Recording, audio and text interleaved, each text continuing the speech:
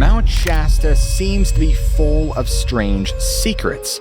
From the ancient city of Lemuria, speculated to be below the mountain, to the multitude of missing persons cases under strange circumstances, and all the bizarre sightings around this mountain, there is definitely something going on. As you're going to see in today's episode, part 4, it's going to get pretty darn wild. You won't want to miss this one.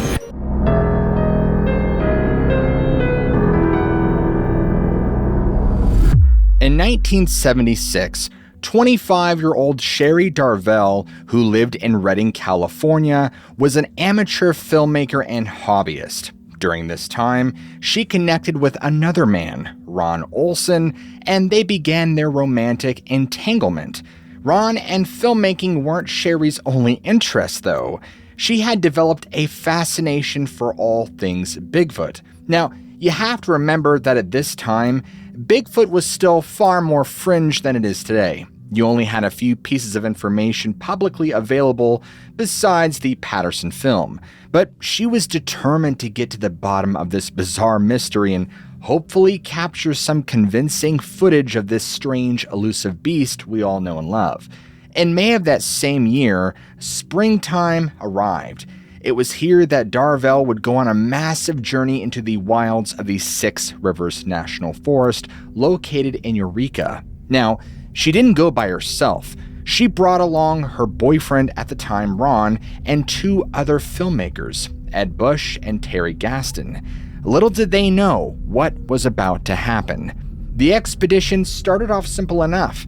Nothing too out of the ordinary happened. The group began hiking off early in the morning, getting a good start on their venture. Remember, they were looking for any bits of proof they could possibly find that would allow them to find Bigfoot and capture him on film.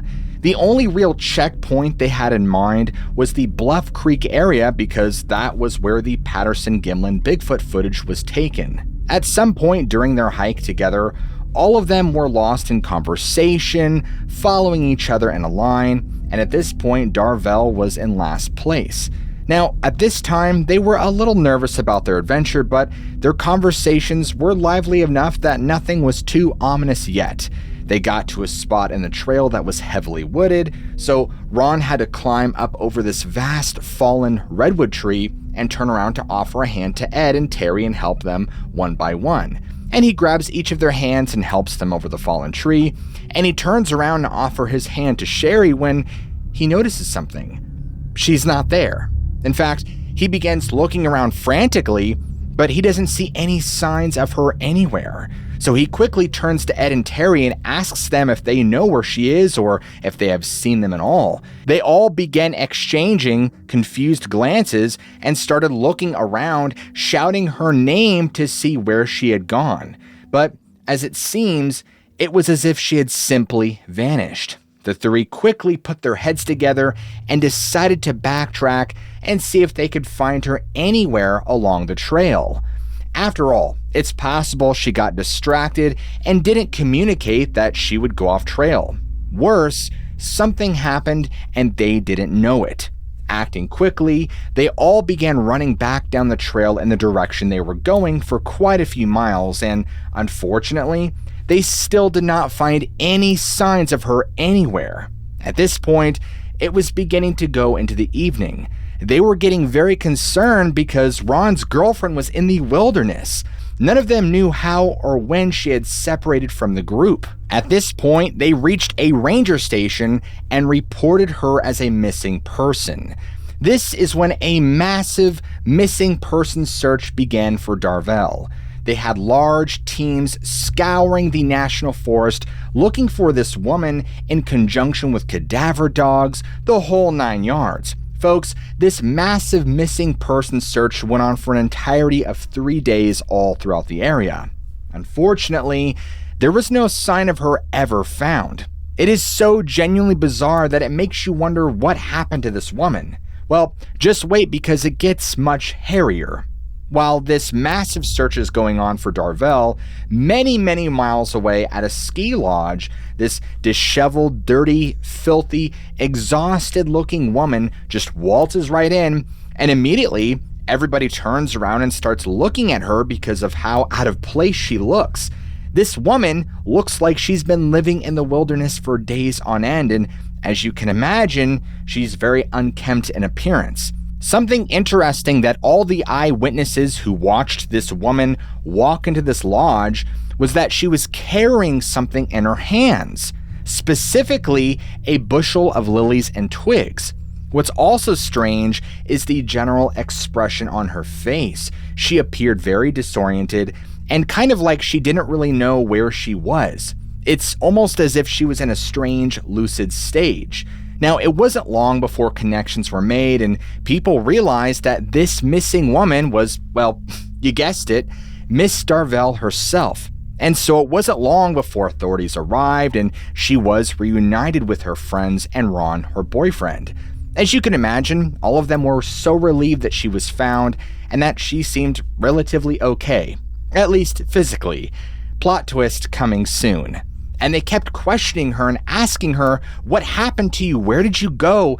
We don't understand. You were right behind us almost the entire time and we turned around and poof, you were just gone. And we couldn't find you or any traces of you anywhere." Unfortunately, she was still in this strange, lucid state for quite some time and couldn't respond to these questions because she didn't even know. However, folks, after a while, she kind of started to come to, and that's when she was really able to put together what had happened to her. Remember that this isn't just one plot twist here and there, because what I tell you next just gets stranger and stranger. So her story is interesting. She began telling everybody that she had gotten separated from her group at some point. Around dusk, she wandered around looking for Ron, her boyfriend, Ed, and Terry. She had no idea how the three had even separated from her or where they had gone, but they did. And she's looking around, calling out for help, and she sees something off in the distance. And so she kind of stops in her tracks, unsure if what is ahead of her is a large black bear, but she's hesitant to go forward. And so she's very carefully kind of making her way closer to try and maybe get around a large tree so she can make her way back down the trail and away from what she thought of the time was a large black bear. As she starts to move and pivot her body, this shape stands up on two legs, and she realizes that what she thought was a bear was far more significant and far larger than any black bear, that it was shaped like a man. And so all these thoughts are running through her head, and she's realizing, oh my gosh, this is Bigfoot. And she's standing there like a deer in the headlights. And mind you, this thing has a full view of her. It can see her from where she's standing, clearly, no problems at all. And it wasn't more than a moment longer before she knew she was in imminent danger, and she began to turn and run. However, this Bigfoot or being or whatever it was had pounced on her, and it was able to restrain her physically, at least enough to the point that it could actually take her.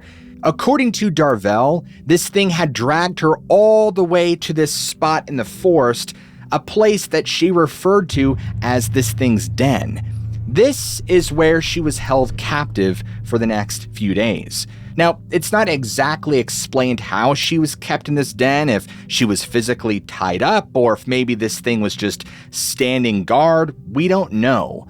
But this Bigfoot would come and go over these few days and apparently bring her gifts. It would get her berries, flowers, stones, pebbles, and even dead birds. Darwell understood these gifts as an obvious sign of affection that this Bigfoot had possibly somehow fallen in love with her. I know, this is getting weird, but just bear with me here. Now, on the third day, this Bigfoot decided at some point or another to take a nap. And this was when she decided that she would make her grand escape. After finally hearing it snoring, she got up and she decided to sneak out of the den very quietly.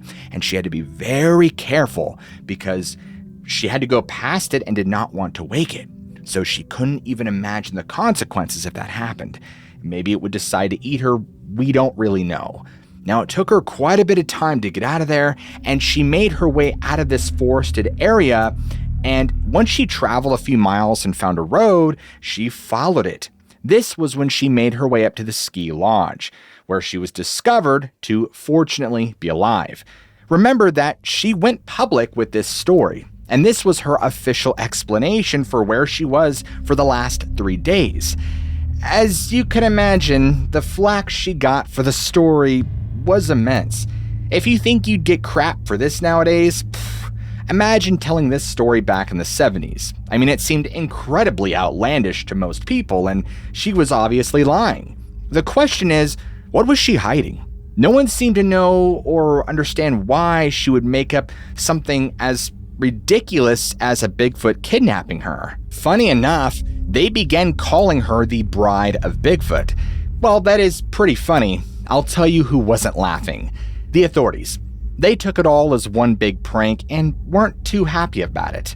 In fact, Humboldt County actually took legal action and sued Shasta County to make them pay for the almost $12,000 it cost for the search and rescue operations. Ouch. In the February 8th, 1978 edition of the Record Searchlight newspaper, they would write about this case and say this: a Del Norte County Superior Court judge who obviously doesn't believe Bigfoot exists has ruled that Humboldt County must pay the $11,613 cost of a 1976 search for an alleged Bigfoot kidnap victim by the name of Sherry Darwell. Judge Frank Peterson commented in making the ruling that the search for Bigfoot is at least an exercise in futility, and said that he'd hiked the hills and mountains of Northern California for almost 50 years, and the biggest footprint I ever saw was my brother Bob's. Humboldt County Counsel Raymond Schneider argued before Peterson that state law required Shasta County to reimburse Humboldt County because the case involved search and rescue for a Shasta County resident. Shasta County Counsel Robert Reberg countered that Miss Darwell's disappearance was at best a real kidnapping, and even the Humboldt County officers' reports indicated they were skeptical about the abduction reports. Judge Peterson ruled that a county is entitled to reimbursement by another county only for the search and rescue operations for lost persons in danger of their lives and not for investigations of crimes. The judge ruled that the term "in danger of their lives" applies to natural causes such as floods, heavy snows, or other calamities not caused by other human beings.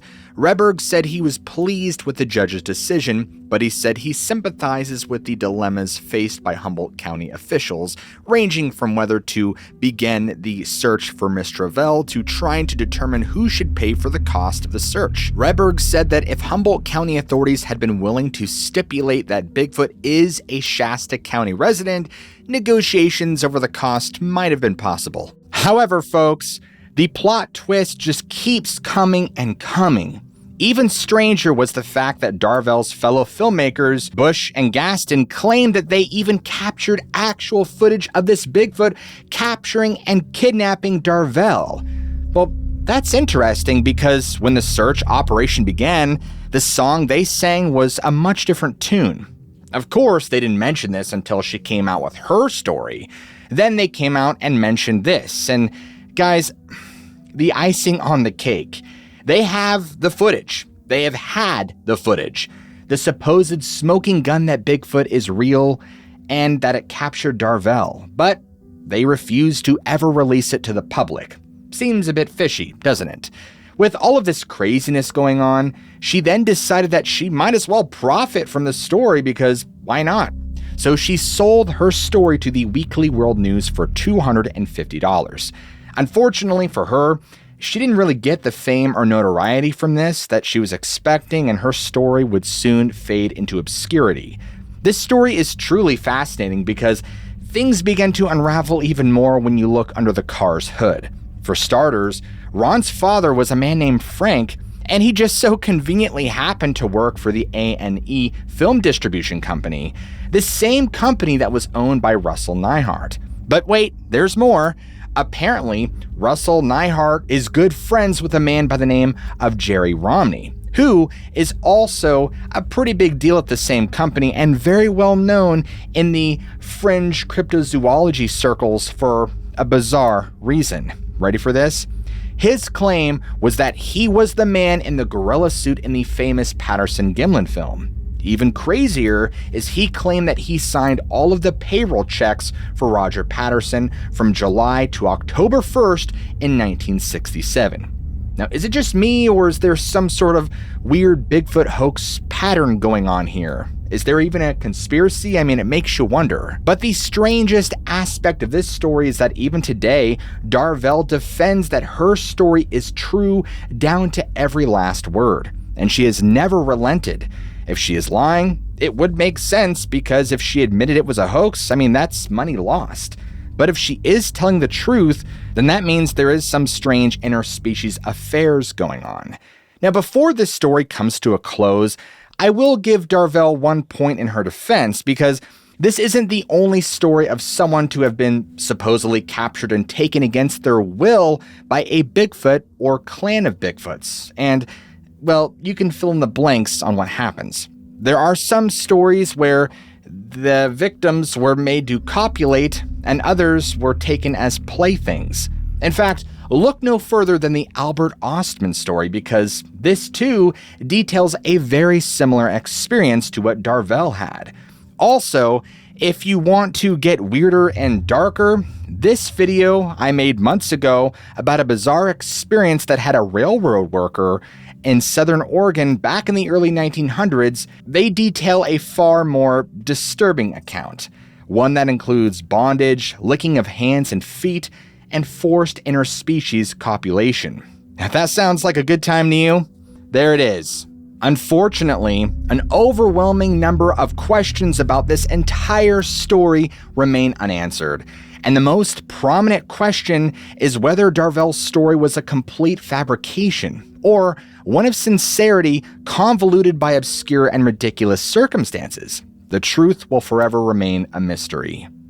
I'm sure many of you have heard this next story before, and all the credit for this goes to Mr. David Paulides. At least to my knowledge, this story was first unveiled to the general public in his Missing 411 book. On October 1st, 2010, the day started out like any other for many families who went hiking and camping in the Siskiyou County wilderness. Families planning their fall vacations, trying to squeeze in that last camping trip before the chill of fall arrives. But for this family, not only would heartbreak come, but the story around it is so incredibly bizarre that it's even too weird for an episode of The X-Files. I mean, not really, I just made that up. A family in particular, whose name was changed to protect their identity, was camping with their 3-year-old little boy at a spot along a river for fly fishing. The family set up and began to enjoy their outdoor experience just like any other family until around 6 p.m. in the evening. Suddenly, without warning, their little boy went missing. Overtaken by panic, and if any of you out there have kids, you can only begin to imagine the anxiety that would overtake you, knowing your baby is missing. They call in the authorities without missing a beat, and a massive search and rescue operation goes underway. Here's what's weird. Besides the many points to this story, this search and rescue op scours through so many nooks and crannies in this area, not only just around the river, but in the river and spreading outward. Now, this little boy had to turn up somewhere. How could he have possibly just wandered away so quickly? None of it made sense.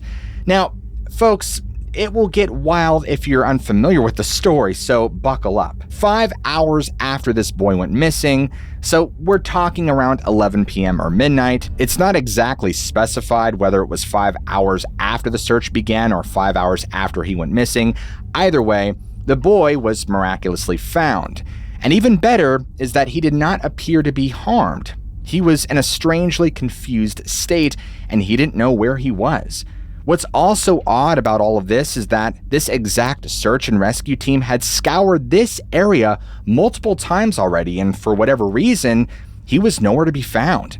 Now, all of a sudden, here he is. He just pops out of nowhere. As you can imagine, the parents are crying, they're sobbing, they're just overcome with joy that their boy is safe and he's not hurt. I don't know about you guys, but I would pretty much feel like dying for those 5 hours with him being gone. Now, We need to fast forward a few weeks because the plot thickens quite a bit, and not just once, but several times. The little boy is now spending time with his much-loved grandmother, whom he referred to as Cappy. Her name is Kathy, and being 3 and adorable was his best way of pronouncing it. And you know how kids just have this unfiltered train of thought that if they think of something, no matter how wild or crazy it is, they're just gonna say it, right? So he tells his grandmother that he's happy, but he doesn't like his other grandmother. And so she's looking at him like, wait, what? What do you mean you don't like your other grandmother? And so he tells her that when he was lost in the woods, the other grandma, Cappy, a robot, began to take him to this creepy place underground in a cave filled with spiders and purses and guns, and he was terrified. He didn't touch anything at all, and Grandma Cappy climbed down a ladder at some point, and the light made her look like a robot. And there were other robots too, but they didn't move. This other grandma, Cappy, made him lie down to look at his stomach and also tried to make him poop on this sticky piece of paper, but he couldn't go. And this made the other grandma mad. He was told that he was placed in his mother's womb and was actually from space. Finally, he was escorted out of the cave and told to wait in a thicket until he was later found. What's wild is that this other grandma, Cappy, was indistinguishable from his real grandma.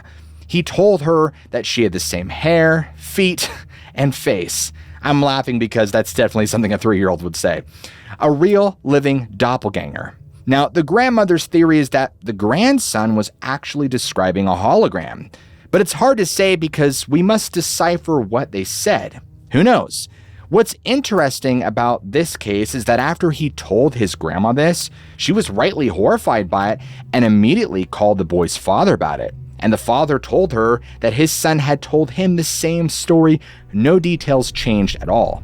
Obviously, this is coming from a 3-year-old, but something happened to the real grandma, Kathy, a year before her grandson's disappearance that could potentially tie all of this together. The grandmother had also gone on a camping trip in the Mount Shasta area the previous summer or fall with a good friend, right before her grandson went missing. Everything was as normal as it could be. Her friend was staying in a camper, and she was staying in a tent. Nothing strange yet, but as nightfall approached, that's when things got creepy. As it got later and later, her and her friend began seeing these strange red lights in the trees that they just assumed were deer at the time. They described them as red eyes, but even with their flashlights, they could never really discern the source of these eyes. Well, trying their best to just play it off as nothing more than deer, she and her friend decided to get some well-deserved sleep for the night and retire to their respective beds. Suddenly, Grandma Kathy wakes up face down in the dirt. She's coming to, dizzy, her head is spinning, and she realizes something's wrong. Not only is she not in her tent or sleeping bag, but she's not even by her tent. What's worse is this horrible pain in the back of her head, and she began to kind of pull herself up from the ground to look around and find herself covered in dirt and realize that someone had clearly drug her out of her tent and sleeping bag sometime in the middle of the night. It's unknown if she ever made a police report about it because what would you tell them? Besides the horrible pain in the back of her head, she felt like death, simple enough. She described being strangely emotionless that day. In fact, she was convinced she had somehow been bitten by a very poisonous spider. As it turns out, she actually had a puncture wound on the back of her head where the pain was coming from. And disturbingly, the friend she was camping with also shared the same puncture wound and felt horrible all morning. Unfortunately, they had no way to explain any of the events that had happened to them, and as time passed, they would just write it off as something weird that happened. Now, back in the present, it makes us wonder if what happened to her has anything at all to do with what happened to her grandson and the strange circumstances surrounding his disappearance for that whole 5 hours. More importantly, it sounds like, assuming the boy is telling the truth, that this imposter specifically picked this little boy. It didn't appear as if it was just a random abduction, or did it? That he was from outer space and placed in his mother's womb? I mean, it's all so extraordinary. Even Mr. Paulides himself explained that the entire case is one of the most bizarre he's ever come across. Disturbingly, everyone in that case remains adamant that what is told is the absolute truth. Unfortunately, the circumstances surrounding Kathy and her grandson's experience will remain a mystery forever. Years ago, our eyewitness and a friend were driving along Highway 97 south near Mount Shasta. It was a moonless night, close to midnight, and they were navigating through a dense, dark section of the National Forest. Now, up until this point, the drive had been just an ordinary, uneventful one. But guys, come on. We all know how that goes and what happens. The two continue their drive, and something happens. A sudden, inexplicable event that shatters the peace and quiet of the night, leaving them both in a state of shock and disbelief. Just after rounding a corner, the driver is suddenly drawn to something unusual up ahead. And this something was not your typical road-crossing creature. It was fast, low to the ground, and seemed to dart across the road, vanishing into the darkness just 50 to 60 yards ahead of the vehicle. Now, both him and his friend are thinking, what the heck did we just see? And so they began asking each other, did you just see that, or was that our own individual imaginations? No, they both just saw that. When the eyewitness described it in more detail, he mentioned seeing the glowing animal eyes in the body of a large dog, but because their headlights hadn't fully illuminated that spot on the road yet, they couldn't really tell exactly. Within a few seconds, they get to the exact spot on the road, and they both look over to the left-hand side where this large animal darted. And what they see is truly strange. They don't see a werewolf, they don't see Moeller from the X-Files, they don't even see nothing. They notice a man in full military fatigues walking down the road. And he has no light or equipment that would allow him to walk at this time of night. Now keep in mind, it's pitch black out here. The driver and his friend only see this guy because their headlights are illuminating the back. But this person, whoever they are, never turn around to look back at them. Immediately, they both just get the chills and are so creeped out by this, they're unsure what to do. And so they just decide to get on out of there and keep driving. In fact, the eyewitness would tell their version of the story like this. We rounded a corner when I saw something fast and low to the ground dart across the street about 50 to 60 yards ahead of us. I saw the glowing animal eyes and a body that was the size and shape of a big dog. We saw animals the whole road trip, and like usual, I asked my friend if she saw it too, and she confirmed. The body wasn't 100% clear because our headlights hadn't reached that section of the road yet. When we got to that exact point in the road where the animal crossed, we looked to that side to see if there was anything there. There was a man dressed in army fatigues walking down the road. He didn't look at us, just kept walking. It was pitch black and he didn't have any type of light with him. He was only lit up by our headlights. We both got full-body chills when we saw because we were expecting to see an animal. I know that area has a magical and mystical history with a lot of unexplained sightings. This is unlike anything I've ever experienced before. We were fully creeped out. And because you guys have made it this far into the episode, I want you to all comment down below, Shasta has secrets. So that way I know who made it to the end of the episode and who didn't. And if you guys enjoy content like this, where we go into storytelling of the mysterious and the supernatural and just cover a host of strange stories and cases, then what are you waiting for? Slap that like and subscribe button for more content like this. As always, guys, I love you all. Keep an open mind, and I'll see you guys in the very next episode.